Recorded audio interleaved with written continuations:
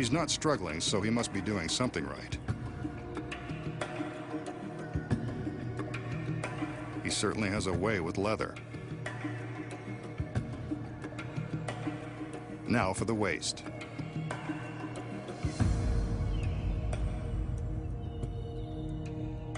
He cinches this strap tight. 2 more to go. Next, he heads below the belt.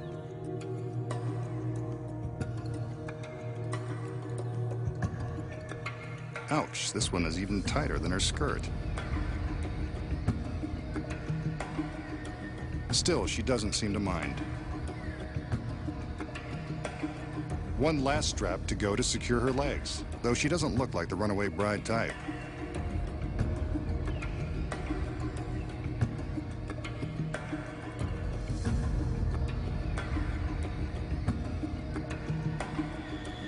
He checks the straps one more time, then goes for the headstock. This updated version of the medieval restraining device will prevent her neck and hands from any sudden movements.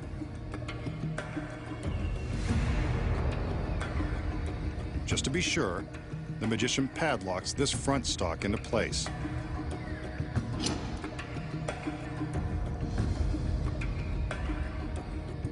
And you thought your boss was tough.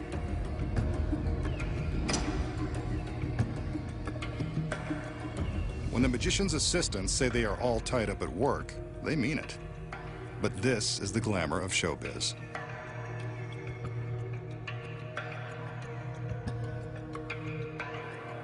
Once he's satisfied his assistant's not able to escape, he pulls a curtain that's designed to encircle the entire contraption.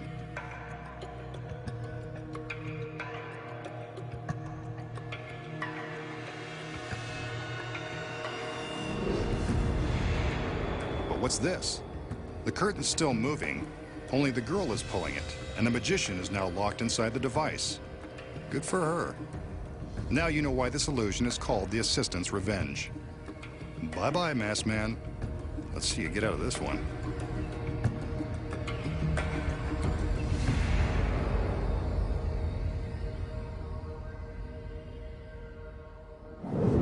So how did our masked magician trade places with his bound and beautiful assistant? Here are the secrets. When the illusion begins, the magician secures his assistant to the rack with the straps. I can assure you that the straps are real. So are the headstock and the padlocks. That's because they never really have to open. So how did the assistant make her quick escape? The frame of the rack is actually made of 2 separate halves. From the back, you can see that hinges along one side allow the rear of the frame to swing open, while Velcro strips along the other side hold it closed. Even though the assistant is really strapped in from the front, she can easily swing open the back and step out anytime she likes. Here you can see her using her fingers to release the Velcro catch and make her escape out of the back. The magician pulls the curtain to block our view of the assistant. As soon as she is hidden, she slips out of the frame and continues pulling the curtain from the other side. Meanwhile, the magician takes her position.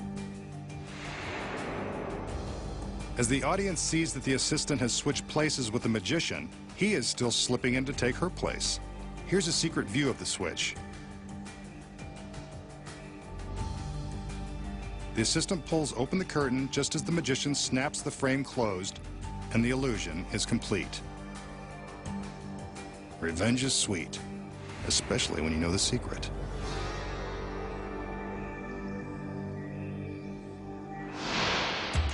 Next, the startling secrets behind sawing through a woman in an iron cage. Conjuring spirits from beyond the grave. And walking through an industrial turbofan without being ripped to shreds. When magic's biggest secrets finally revealed returns.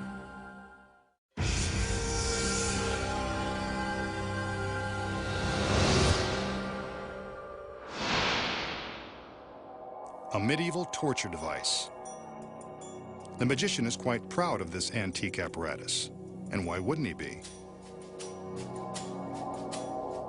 It's an egg-shaped cage made of forged bands of iron.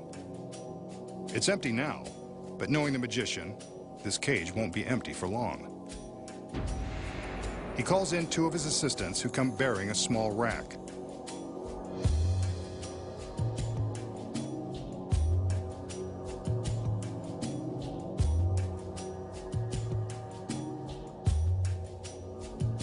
They lift the cage from its heavy-duty mount and place it down on the rack. Here they can remove the hardened steel pins that secure the two halves of the cage.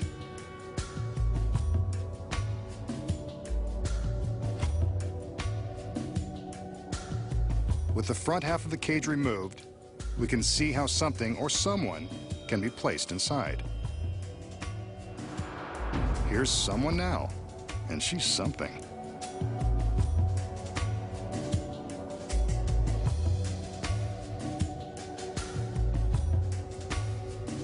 The girl assumes the position inside the back half of the cage, and it looks like there is barely enough room for her to make the tight squeeze. Now, two male assistants enter. As she steadies herself, they replace the front of the cage, trapping her inside. I'm getting uneasy just looking at the situation. The steel pins are replaced, and she struggles to find a comfortable arrangement. There isn't one. The male assistants lift the cage and place it into the heavy mount, along with its beautiful cargo. What happens next is anyone's guess.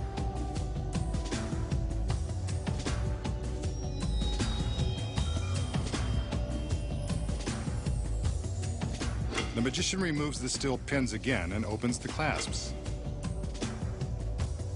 The two halves separate, but the girl inside isn't going anywhere. His other assistants now cover the sections of the cage with heavy pieces of black canvas. They're careful to stretch the fabric tightly around the cage.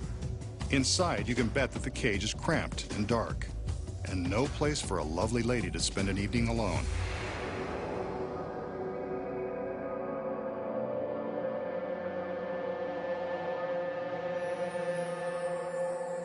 The magician motions for another assistant.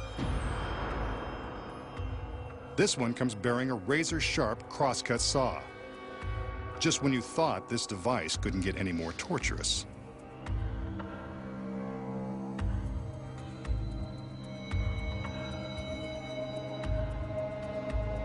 The magician steps behind the cage, and you got it. He begins to saw between the two halves, and presumably, the girl. This just isn't her day.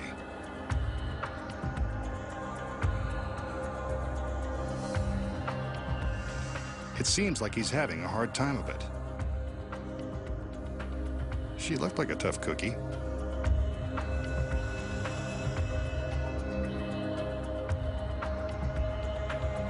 Remember, she's strapped inside with nowhere to go.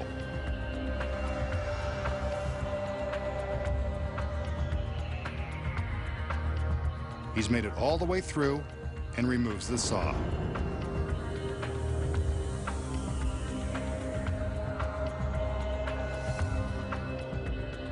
The assistants regroup. One takes the saw as the others remove the canvas. And there's the beautiful girl in the iron cage. Uncomfortable, but unharmed.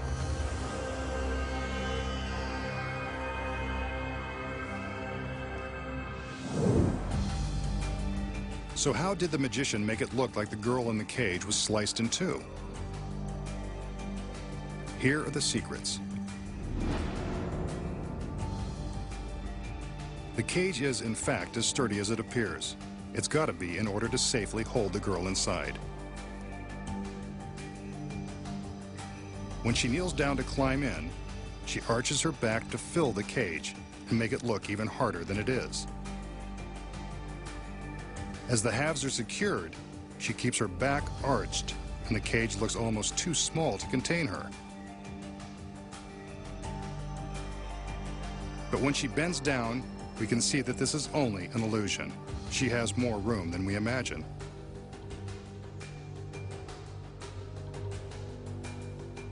Once the cage is in its mount, the girl has plenty of room to roll over onto her back.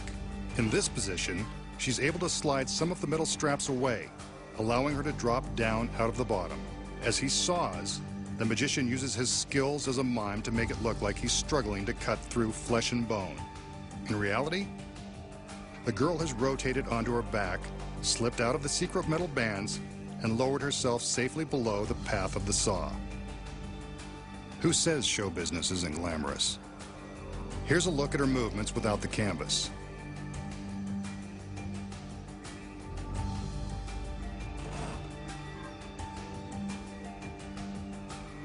See, there are two sections that have been rigged to secretly slide away and give her enough room to slip down.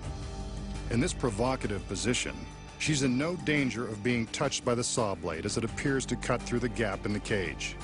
Good thing, because this is a real saw and it does cut close. However, the teeth have been filed down to nothing with a power grinder, just to be on the safe side.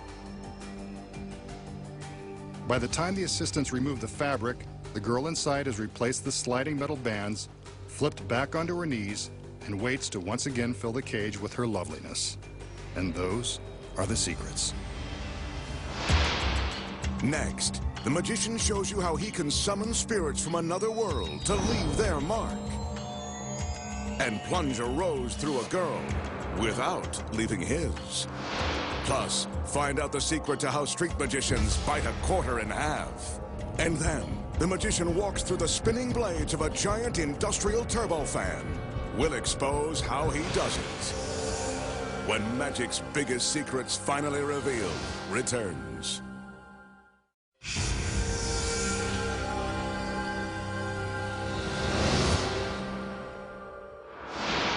The magician will now attempt to solve a mathematical problem with a little help from the spirit world. He begins by showing us two old-fashioned slates. Kids used to write on these in school. The original laptops. He takes one of the blank slates and uses a piece of chalk to write some numbers. 7,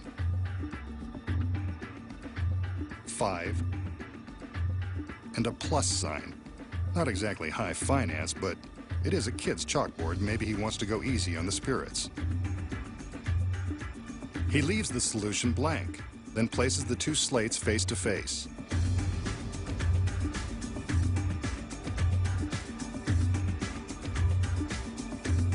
And just so that the spirits will have something to write with, he tosses in a piece of chalk.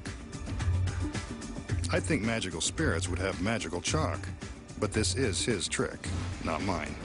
He gives the slates a couple of shakes, and presto, there's the solution. 7 plus 5 equals 12.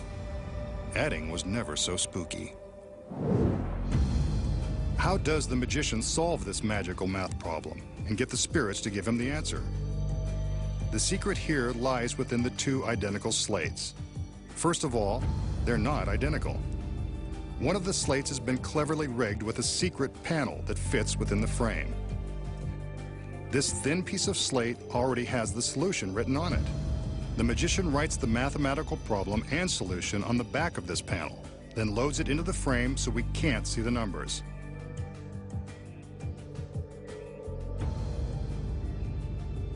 When he puts the two slates together, this secret panel flips down into the other slate, revealing the solution.